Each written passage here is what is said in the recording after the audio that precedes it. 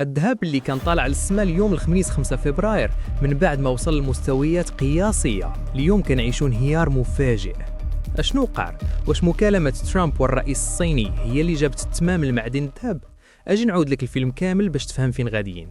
اليوم الخميس الذهب نزل بكثر من 2%، وصل لجهة 4870 دولار، والفضة طاحت ب 15% كاملة.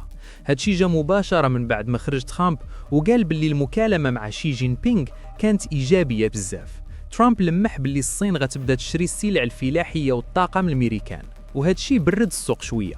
زيد عليها أن أمريكان وإيران أعلنوا اليوم باللي غيبداو مفاوضات غدا الجمعة في عمان.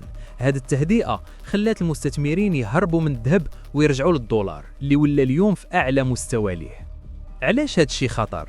ولكن ردوا البال، راه هاد الهدوء يقدر يكون غدار. ترامب يلاه عين كيفن وارش كرئيس جديد للفيدرالي، وهاد خينا معروف باللي قاصح وما غيترددش يطلع الفائدة، وهاد الشيء هو اللي كيخنق الذهب دابا. بمعنى آخر الذهب طاح حيت ميريكان بدات كتبان قوية بزاف اقتصاديا هاد السيمانة.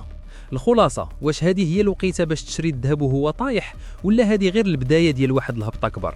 اكتبوا لي في التعاليق واش كتظنوا باللي ترامب غيقدر يسيطر على الأسواق العالمية ولا الصين كيموهو. وما تنساوش بارطاجيو الفيديو مع أصحابكم اللي حاطين فلوسهم في الذهب.